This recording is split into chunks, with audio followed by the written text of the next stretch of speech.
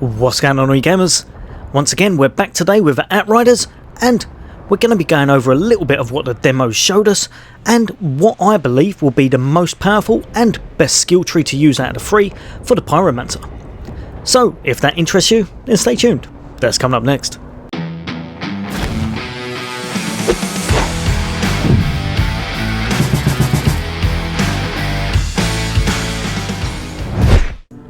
Welcome back, all you guys and girls.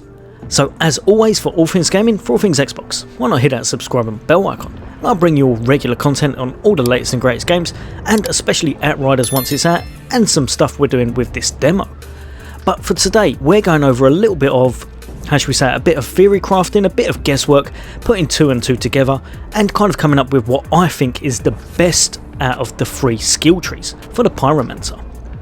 So if we make our way over to the actual skill tree as such, as you can see, it's pretty much a linked skill tree, and what we've got at the moment is a whole 2 class points to play with. Unfortunately, we're restricted on the actual demo and you only get 2 because you only go up to level 7. However, what you will be able to do is see that once you put them in place, you can now move around in a straight line from there. So obviously, if you wanted to go up, you'd be able to go all the way up here, and then say you got to this bit here, you could branch out and branch downwards. So you will inevitably later on be able to kind of put them across the board wherever you want.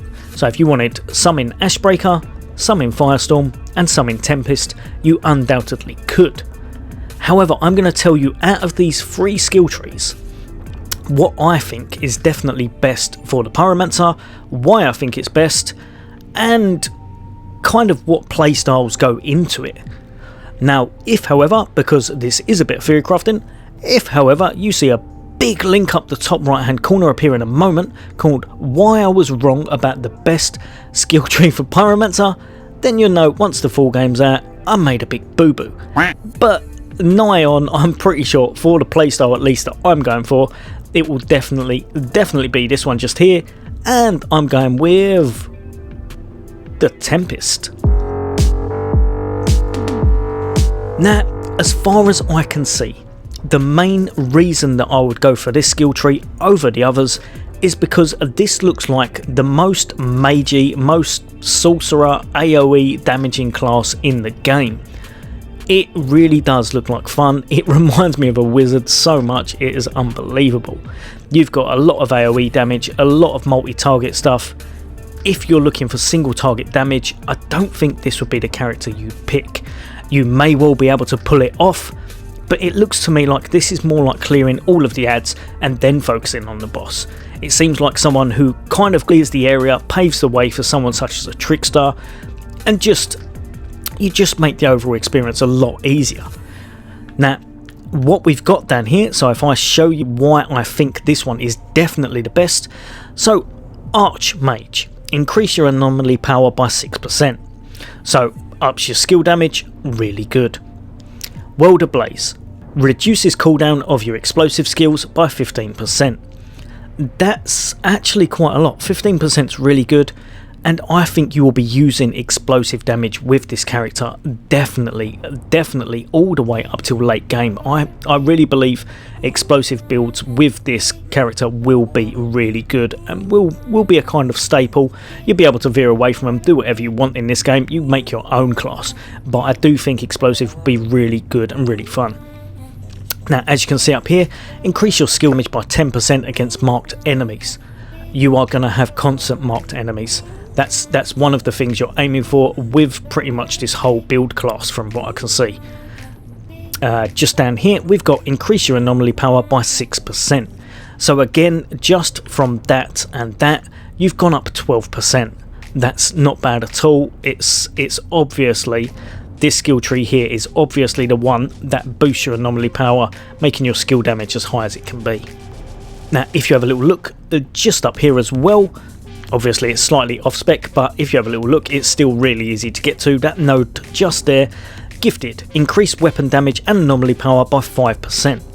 So again, you've moved from there to there, and you've gone up by 17%.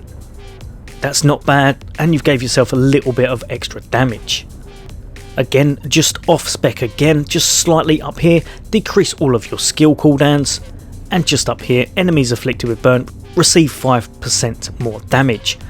So literally every single thing there just boosts your damage with your skills dramatically. So now we're going to go down to this one.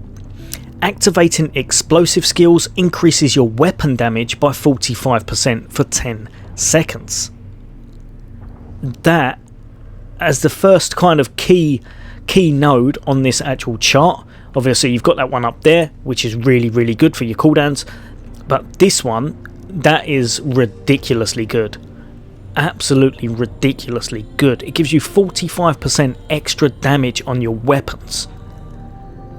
I really like that. It means you'll be able to boost your damage on your weapons without speccing into them too much, or if you did spec into them and you did this as well. So say for example, I'll show you a build in a minute, this would absolutely make you devastate stuff. So just over here, increase your skill damage by 10% against marked enemies. So again, you're pretty much going to have that extra 10% all the time. Reduces elite damage against you by 10%.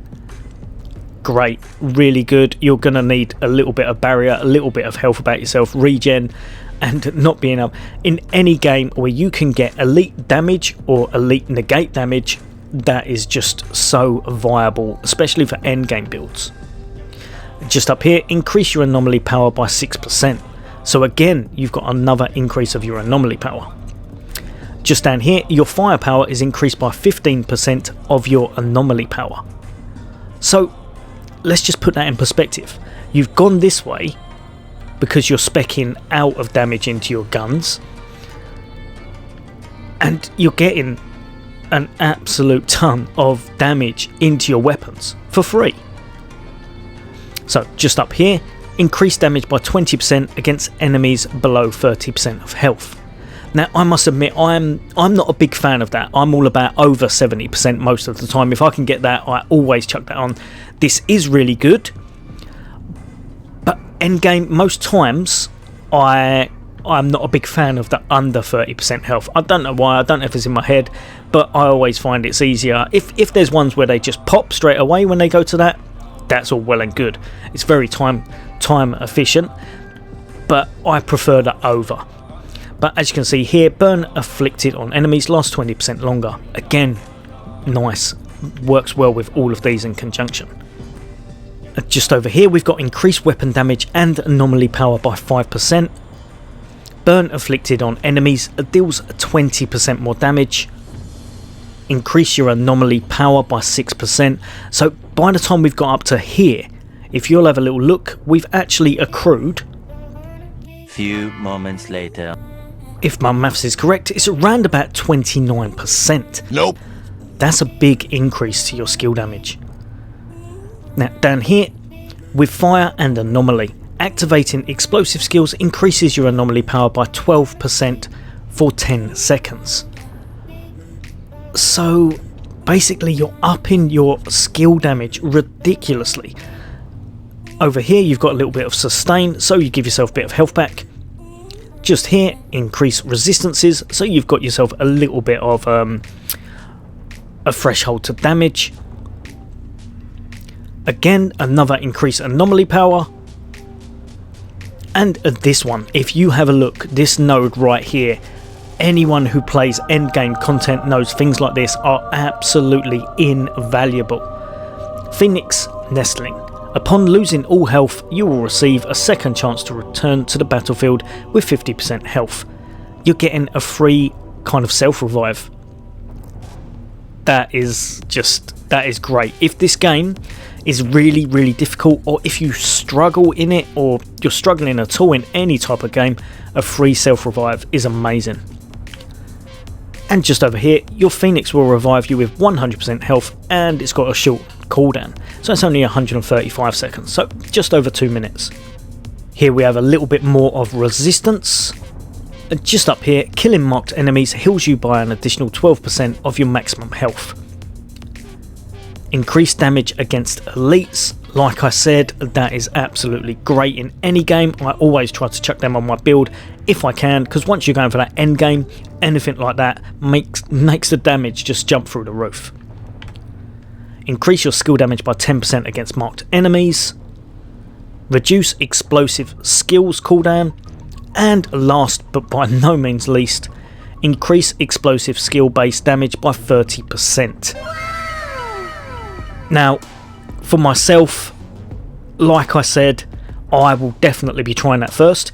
With this game, the good thing, even if you do completely botch your build, you say for example I've put on both of these, I'm now going to press Y, and I've got them all back. If I want to go this way, I'll go this way. So you can't really muck up too bad, you can just try a lot of different variants. But for myself, I will be going the explosive route with this character. I'll be clearing out all of the trash mobs and hopefully doing a bit of elite damage while I'm there.